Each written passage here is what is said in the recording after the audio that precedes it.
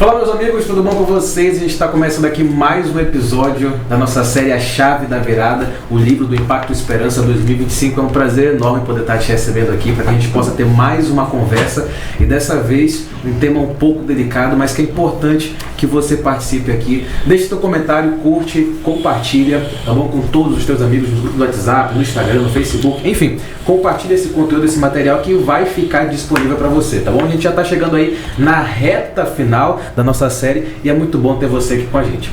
Hoje a gente vai trabalhar o capítulo 6 do livro A Chave da Virada, tá bom? Só lembrando que você pode adquirir ele de forma online, tá bom? Através do QR Code que está na sua tela, você pode baixar o PDF ou então procurar uma igreja adventista mais perto da sua casa através do site www.encontreumaigreja.com.br, tá bom? Lá você vai receber esse livro, tem para os adultos e para as crianças de forma 100% gratuita.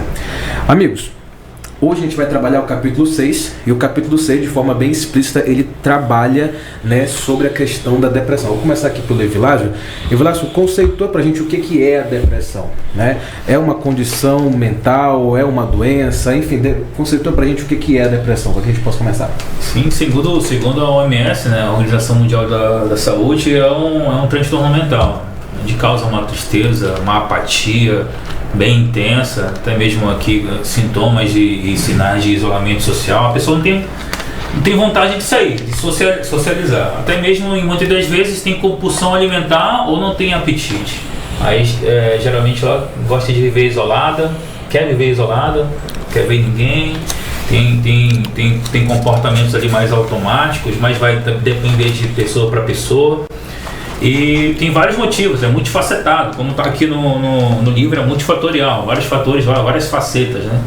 Tem pessoas que começa a aparecer isso, começa alguma morte de um ente querido, alguma infidelidade, um desemprego ou algo do tipo, até mesmo outros gatilhos, um conglomerado de gatilhos. Essa conjuntura de alguém mais depressivo. A depressão é variações de intensidade. Aí tem um quadro leve, promove algum impacto na vida, mas não impede as atividades em geral. Muitas pessoas têm isso aqui hoje em dia, mas não reconhecem. Aí tem um quadro moderado, promove um impacto significativo, limitando a vida e trazendo prejuízos. Aqui já está um pouco... já está chegando perto do exacerbado, um pouco mais intenso. Aí vem um quadro grave, promove impactos incapacitantes e paralisantes. Pode se associar com pensamentos suicidas ou alucinações. Esses pensamentos suicidas são o que a gente chama hoje em dia na psicologia de ideações suicidas. A ideações suicidas ela começa a partir do pensamento, do primeiro pensamento de retirar sua vida. Não é do ato em si. Lamentavelmente a ponte do Rio Negro, além de ser um ponto turístico, né, da cidade de Manaus com Iranduba ali, mas também ela virou um ponto de suicídio. Muitas pessoas se jogaram, a taxa de suicídio ali cresceu bastante. Então as ideações suicidas, você que está nos assistindo aí, se você já pensou, você já está com essas ideações suicidas, idealizando. E tem pessoas que tá com depressão e muitas das vezes ela não avisa ninguém não, assim. Não fica mandando mensagem no Facebook, eu vou me matar, não. Muitas das pessoas que estão fazendo isso, elas são mais carentes de atenção. As pessoas com depressão que querem se matar, não avisam muito não. Às vezes deixa um bilhetinho, mas não avisa em rede social, ela faz. Agora, pode falar. Gustavo, o que eu estava vendo aqui que me chamou a atenção é que esses estágios, né? A gente às vezes pensa em depressão só como esse estado mais grave, né? Que a pessoa tá lá e às vezes se não está nesse estágio mais grave, nesse quadro mais grave, que é incapacitante, deixa a pessoa lá isolada. Porque é muito fácil você identificar uma pessoa que está em depressão quando ela está lá no quarto, trancada, não quer sair, não quer comer, dorme o dia todo, não sai do quarto. Então é fácil você identificar a depressão.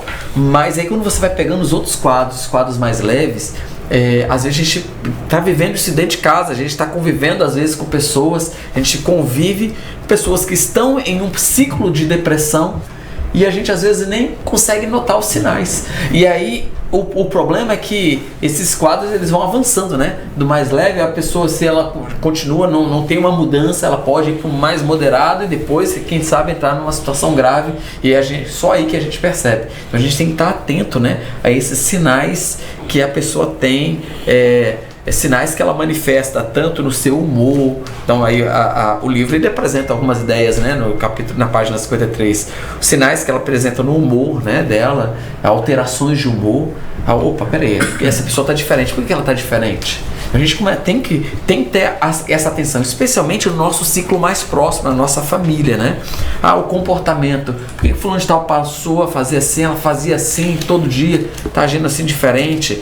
Na sua forma de ver o mundo, até no seu aspecto físico. Que a pessoa às vezes, na sua aparência, tá diferente, tem alguma coisa acontecendo. Então a gente tem que perceber os primeiros sinais. Que eu entendo, e você me corrija se eu estiver errado, Eulásio, eu acho que a depressão, quando ela está nessa fase inicial, que é o quadro leve, ela é mais fácil de se recuperar, de tentar, com ajuda, ter uma recuperação. Agora quando chega lá no quadro grave, aí às vezes não é possível, vai ter que entrar com medicação, né? Me corrija se eu estiver errado. Geralmente acontece desse jeito, né? E quanto mais você perceber os sinais, como eu mencionei, né? A diferença de sinais e sintomas é mais subjetivo. A pessoa vai sentir, ela vai te falar, te relatar. Os sinais você vai perceber logo de cara. Como até mesmo no leve aqui. Se você vê alguém com mais irritabilidade, que outrora não era desse jeito, é um pouco mais apático, um pouco mais triste, ou falseando alegrias, mas quando ela entra no quarto, quando ela está só, ela fica mais triste. E você deve ter um olhar um pouco mais acolhedor. Então, se você é parente de alguém assim, você já presenciou, ajude essa pessoa a procurar um profissional, uma ajuda o mais breve possível. Pode falar. Eu acho que uma das questões que a gente precisa entender é que a depressão hoje ela é o mal do século, tá? A gente pode estar conversando entre nós aqui e alguém de nós aqui pode estar em algum momento depressivo, né?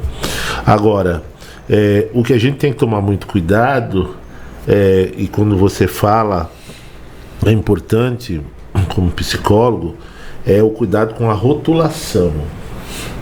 A gente tem que cuidar com a rotulação, porque às vezes a gente acha assim, a pessoa mudou, tá mais procrastinado, não tá fazendo isso, você tá desleixado, você não tá cuidando disso, que é isso, você tá com moleza, é aquela velha história, não, levanta, sacode a poeira, dá a volta por cima, negócio aí você... E aí, eu quero puxar a sardinha pro lado evangélico, que a gente tem um cuidado que nós devemos ter, é que a gente atribui que a depressão é a falta de fé. É um perigo. Então o indivíduo não está lendo a Bíblia, o indivíduo não está com vontade de viver, não está ali, então ele não está lendo, então é por isso que está acontecendo. Olha, se você fosse assim, não seria. Então veja só, a gente precisa primeiro conhecer, e eu acho que esse capítulo é extremamente delicado, porque a depressão é algo sério. Veja, são passos que o indivíduo está dando, caminhando para o fim. E esses passos, eles começam lentos, depois eles aumentam um pouquinho, no final eles correm. O problema é que às vezes lá no final é muito rápido. Eu digo porque eu já presenciei uma situação de uma pessoa que tirou a vida.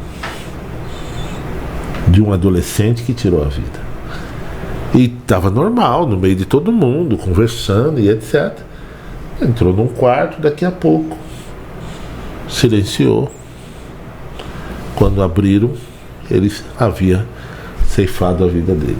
Aí você vai buscar qual o motivo e etc. Tal. Deixou alguma mensagem? Ele deu várias mensagens ao longo do caminho. O problema é que nós temos que encarar a depressão como algo sério, né? E achar e assim, uma vez que você percebe na sua vida que você está passando por um momento assim, que você percebe que algo não está legal, que você percebe, olha, eu tenho sentido uma tristeza, uma falta de ânimo, de motivação constante. Amigo, a primeira coisa que você precisa fazer é buscar ajuda. Você precisa falar com alguém. Então Então, você fala com alguém da sua família, pode ser que talvez por o termo ignorância, no sentido de não saber como agir ou não ter o conhecimento, mas talvez por ignorância, vão dizer assim, isso é frescura. Mas se não deu certo com a família, procure alguém de confiança, procure alguém na igreja, alguém no seu ambiente de trabalho e fala, olha, eu estou sentindo assim, eu não estou legal, eu não estou me sentindo bem. O primeiro passo é isso, é buscar ajuda.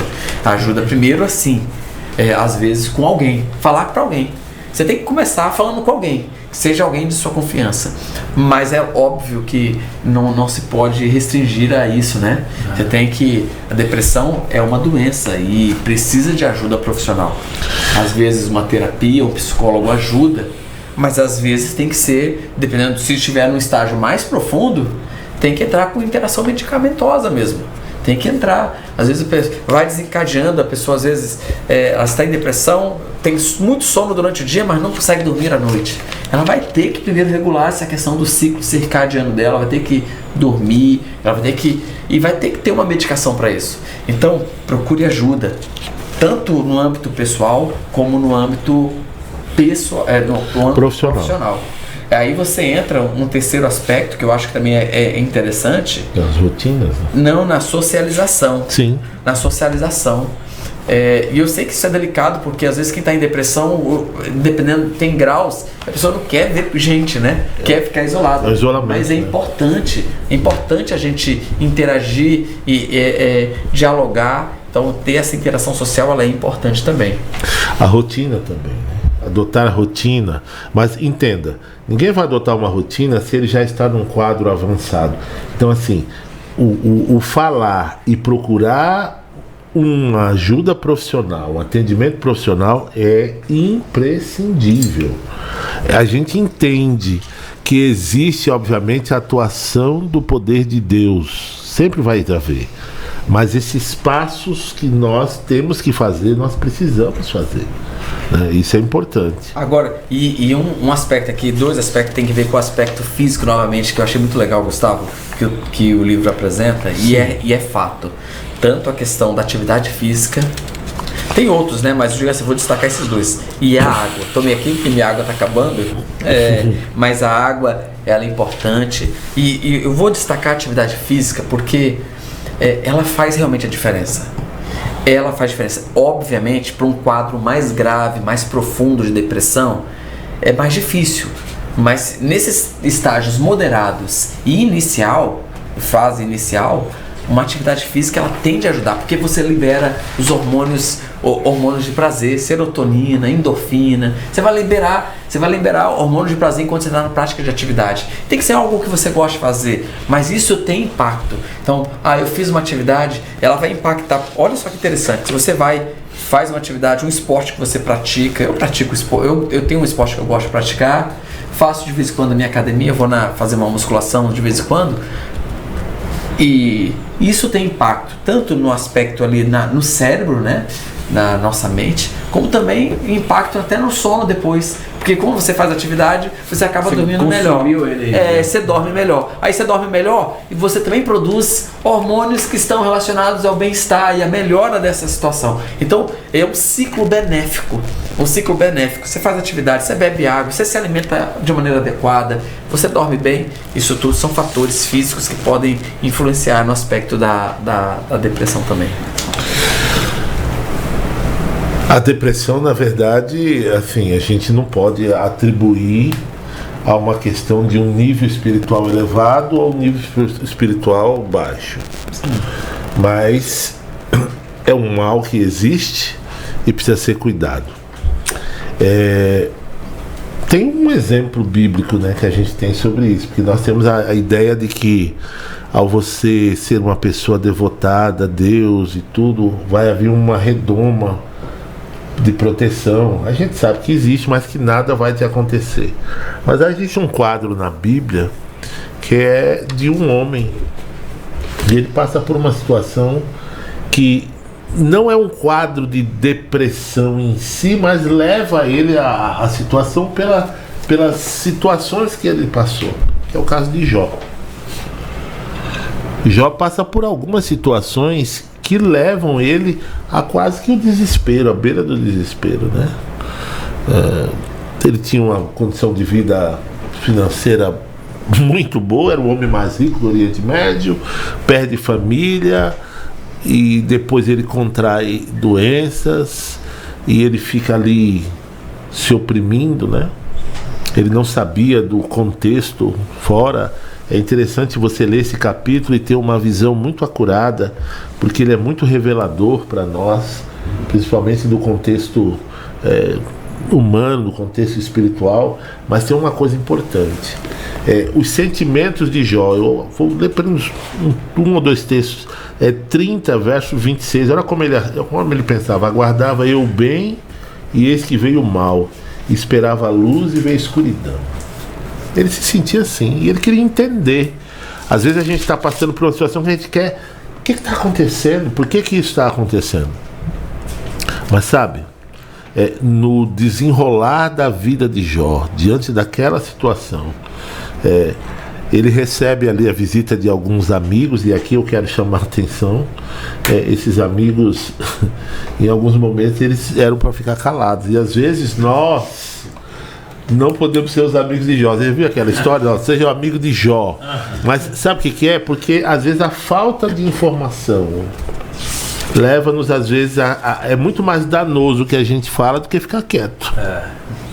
É óbvio que tem um contexto da história de Jó. Deus intervém e Jó começa a entender ali que, como ser humano, ele não estava isento de passar pelas aflições, e ele é a chave da virada, a confiança que ele tem em Deus. Passou por uma situação difícil, mas enxergou Deus. Eu acho que essa confiança, a esperança, ela reacende em nós muita coisa, né? E eu queria fechar exatamente com isso. Eu não sei como é que você está se sentindo, eu não sei em que nível você está da depressão. Eu não sei se já foi diagnosticado ou se não. Uma tristeza tremenda. Não é todo tipo de tristeza que eu vou dizer que é depressão, mas não sei, é algo constante, se sentindo. Você precisa de ajuda. Mas acima de tudo, você não pode esquecer que existe um Deus que tem a solução. Às vezes a solução não é como a gente espera, mas como Ele quer. O fim de tudo não é ceifar a sua vida. Essa não é a solução. A solução não é você dar um fim a si mesmo. A solução é você deixar que o Deus da vida, Ele faça a obra. E eu quero dizer uma coisa a você: ainda que você esteja assim, se sentindo assim, desprezível, você ainda é objeto de atenção desse Deus. Mas como Ele deixa isso acontecer? Se essa é uma pergunta lógica, né? Eu chegar a esse estágio, olha, o filho dele chegou a um estágio pior do que o nosso. Nem todas as coisas nós vamos entender, mas Deus continua a nos abraçar. Sabe, minha querida irmã, meu querido irmão, amigo, amiga, depressão não é falta de fé. Depressão não é porque você, deixei de ler. Não. É consequência de um mundo afetado, de um mundo doente. E sabe, Deus, Ele entende isso, e Ele tem uma proposta. E a proposta foi a proposta que Ele deu para Jó, né? Jó chegou no momento mais difícil da vida dele e disse assim: olha, eu sei de uma coisa, eu sei que o meu Redentor vive. Nossa, Jó 19. É o meu verso favorito, né? Tá 19 e 25. Eu sei que o meu Redentor vive e por fim se levantará. Deus está se levantando. Eu gosto dessa expressão de Deus se levanta, porque é a mesma expressão que é usada lá em Daniel capítulo 12, né? Que Miguel se levantou. A ideia de Deus se levantar é alguém que vai agir. E Deus vai agir. Vai agir na sua vida. Em nome do Senhor Jesus. Amém. Perfeito. Acho que não tem uma forma melhor da gente concluir esse nosso penúltimo episódio. Lembrando que, se você se identificou em algum momento com aquilo que foi dito aqui, procure ajuda, procure um amigo para conversar. E lembre-se que você tem um Deus todo-poderoso do teu lado em todos os momentos. Pastor, você pode orar pra gente? Claro. Querido Pai, terminamos esse momento, mas a gente não sabe como está alguém do outro lado. A tristeza, a angústia, a vontade, a falta de vontade, na verdade, de continuar a viver. Mas, ó Pai, o Senhor é o Deus da vida, o Deus do perdão, do amor, da restauração. Visita essa pessoa, ó Pai, e levanta-o, carrega em seus braços. Que ele sinta, ó Pai, o amor de Deus o abraçando. Que ele encontre o tratamento correto, mas que ele entenda que ele é uma pessoa especial aos olhos de Deus. Em nome de Jesus. Amém.